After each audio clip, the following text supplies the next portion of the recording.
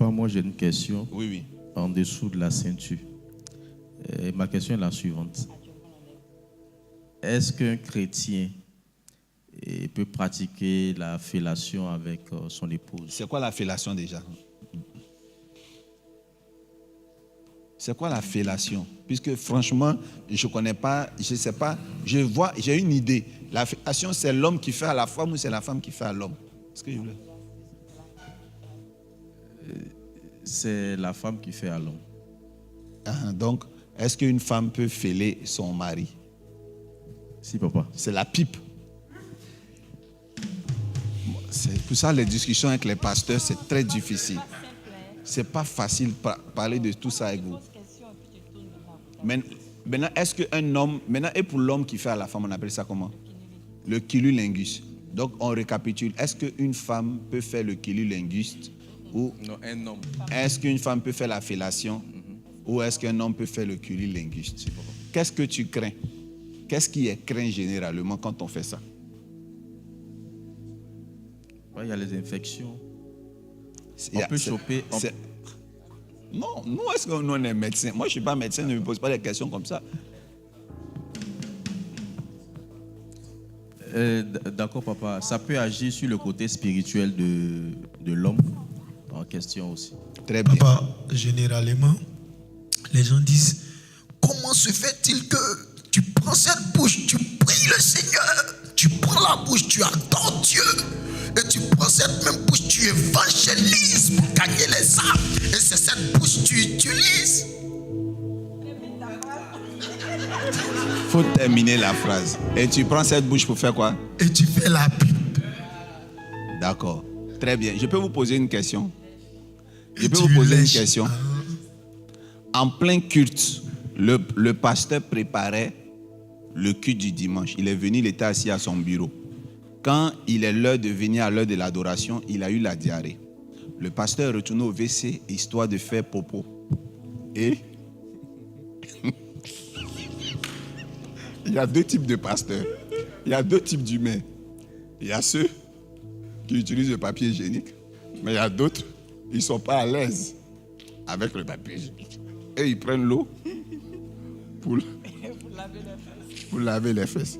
Je voulais te demander, la même main que tu prends pour imposer les mains, cette même main que tu as pris pour mettre dans ton anus là, je voulais te demander si le Saint-Esprit décolle ou il ne décolle plus parce que tu as lavé tes fesses avec la main. C'est ce que je voulais te demander. Deuxième question. Qu'est-ce qui souille la bouche? C'est le sperme, non?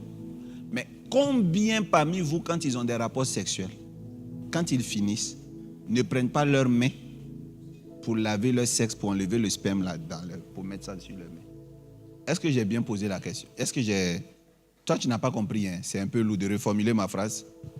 Quand les couples finissent d'avoir des rapports sexuels, comment ils se nettoient? Avec quoi? Avec quel membre? La main. L'eau. D'accord. Donc, quand le sexe rentre dans la bouche, qu'est-ce qui salit, qu'est-ce qui souille la bouche?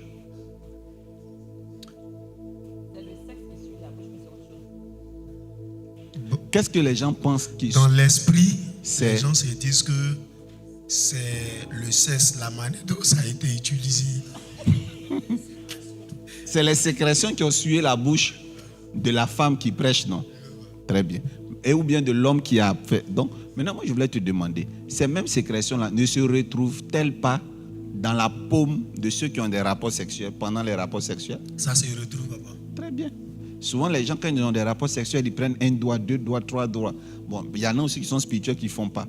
Mais moi, je vais te dire, est-ce qu'il y en a pas qui lavent leur sexe? Si on lave le sexe, et quand tu laves le sexe avec ta main est souillée. Il y a une chose que je voulais vous dire. Le sperme d'une personne qui n'est pas ta femme, c'est pas bon. Même pas le sperme, même la sueur de la personne. Le sperme de la personne qui n'est pas ton mari. C'est même pas le sperme. La présence même de cette personne, c'est ça Dieu interdit. Mais tout ce qui est sur ta femme est béni. On ne l'a pas là-bas. Moi, je veux savoir, est-ce que l'homme peut têter les seins de sa femme? Oui. Voilà. Mais les gens disent que, vous dites que c'est la forme. En fait, ce n'est pas la souille du sperme dans la bouche seulement, mais c'est le fait d'utiliser, c'est l'emploi de la verge de l'homme là. C'est ça qui n'est pas bon. Il envoie dans une direction où ce n'est pas fait. Donc la verge de l'homme là, c'est fait pour faire des enfants.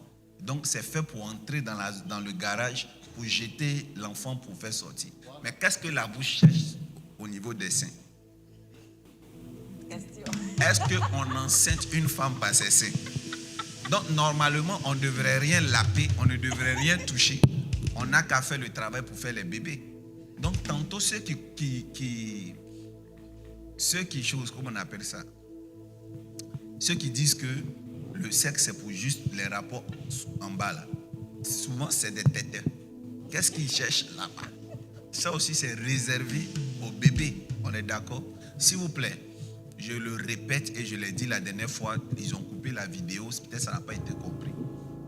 Toutes les coups sont permis tant que c'est ta femme. C'est ça, hein? Tout est permis